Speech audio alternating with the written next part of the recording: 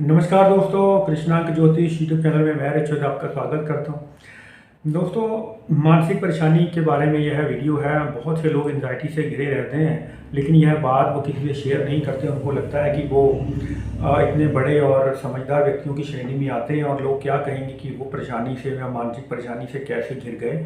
तो यह एंजाइटी का इशू किसी को भी आ सकता है और भारत में भी मानसिक तनाव के जो केसेस हैं वो बहुत तेज़ी से बढ़े हैं। इससे पहले अमेरिका के लोग बहुत ज़्यादा डिप्रेशन के शिकार किसी समय रहे और इसके लिए मानसिक रूप से सशक्त और मजबूत होने के लिए मनोचिकित्सक आदि की सलाह ली जाती थी। लेकिन भारत में यह प्रचलन कम है और लोग इस चीज़ को छुपा कर रखते हैं कि उन्हें एंजाइटी या फिर डिप्रेशन या किसी खास प्रकार की चिंता से वह ग्रस्त हो गए।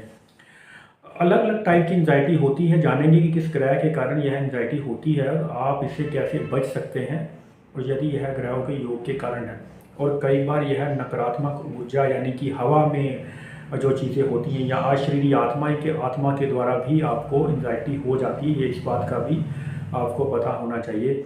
एंजाइटी का लक्षण तो आपको सभी को पता ही है, आजकल कोई इतना कोई बताने जैसा नहीं है। लेकिन फिर भी इसके लक्षणों को पता करके कि कौन सी वाली एंजाइटी है यह जानना ज़रूरी, तभी उपाय बताया जा सकता है।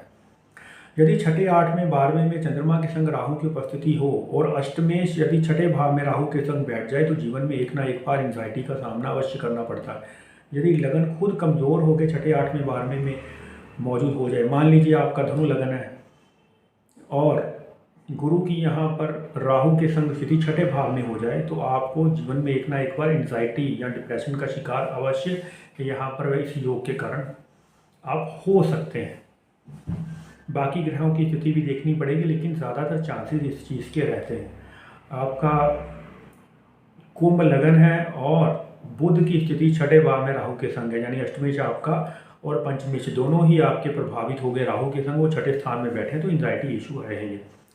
एंजाइटी कई प्रकार की होती है। एक होता है एंजाइटी जो केवल मृत्यु का भय व्यक्ति को हो जाता है, कि किसी को आपने देखा तकलीफ से मरते हुए, या किसी अपने को देखा कि अच्छा भला था लेकिन अचानक से उसने टेस्ट करवाया और उसको कोई कैंसर निकल आया, तो आपको लगने लगा अचानक से उसके मरने के बाद कि आप में भी वैसे ही सिम्टम उभरने लग गए हैं और आपकी भी कभी भी मृत्यु हो सकती है। आपको ऐसा आभास होने लग गया है किसी को ऐसा देखने के बाद। ये होती है एक तरह की एंजाइटी। दूसरा, आप कर्ज में दब गए हैं और आपको आगे कुछ दिखाई नहीं पड़ रहा, कि आगे ज़िंदगी में पूरा अंधकार छाया हुआ दिखाई दे रहा है, आपको लगता नहीं कभी आप इस चीज़ से उभर पाएंगे, तो यह एक ख़ास किस्म की एंजाइटी हो गई। या आपको ये लग रहा है कि आप फेलियर पर फेलियर होते चले जा रहे हैं कैरियर में, बिजनेस में, तो आप जीवन में कभी तरक्की कर नहीं पाएंगे, तो ये एक अलग ख़ास किस्म की एंजाइटी हो गई, ये अलग तरीके की है। या आपको कोई ऐसा रोग पकड़ गया, आपके लगा कि आप इससे कभी ठीक हो नहीं सकते, उभर नहीं सकते, और आपको एंजाइटी के अटैक धीरे धीरे आने लग गए। तो ये कई प्रकार की एंजाइटी है। जो छोटी एंजाइटी है, यानी कि सिर्फ आपको जॉब के कारण लग रहा है कि कहीं आपका बॉस आपको निकाल ना दे, आपके फाइनेंशियली हालात ख़राब ना हो जाए, ये छोटी मोटी जो एंजाइटीज़ हैं ये बहुत भयंकर रूप भी धारण कर सकती हैं यदि समय पर इसका उपचार ना किया जाए। देखिए, यदि ज़्यादा आप में एंजाइटी के लक्षण नहीं उभरे हैं तो ये छोटे छोटे उपाय आपके लिए करने ज़रूरी रहेंगे, तो आप इनसे उबर सकते हैं।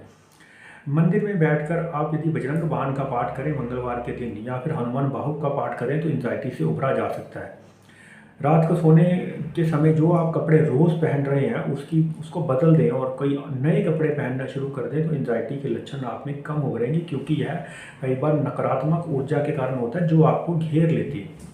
अपने सोने की दशा और दिशा चेंज करने पर भी आपको एंजाइटी कम हो जाती है। कि कई बार आप बिल्कुल ख़राब दिशा में सो रहे हैं या घर के किसी ऐसे एंगल में सो रहे हैं जो आपके लिए शुभ नहीं है, अपने सोने का स्थान बदल देंगे तो भी आपकी एंजाइटी कम हो सकती है।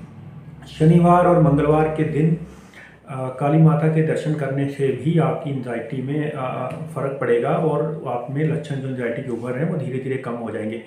लेकिन यदि आपको बहुत ज़्यादा किसी को एंजाइटी है, किसी की मृत्यु का भय बहुत ज़्यादा पकड़ गया, उसको ज़्यादा अटैक आते हैं एंजाइटी के, और ऐसा लग रहा है कि आपके कंधे पर कोई चढ़ कर बैठा है, या कोई सर के ऊपर किसी सर को किसी ने पकड़ लिया है, किसी को जकड़ के सर को बैठा है, बहुत ज़्यादा वज़न के साथ आप चल रहे हैं, बिल्कुल भी हल्कापन महसूस नहीं कर रहे, तो इसका मतलब ये है कि किसी नकारात्मक ऊर्जा ने, किसी ऐसी हवा ने आपको घेर रखा है जिसकी वजह से ये है हो इतने ज़्यादा आप जकड़े जा चुके हैं।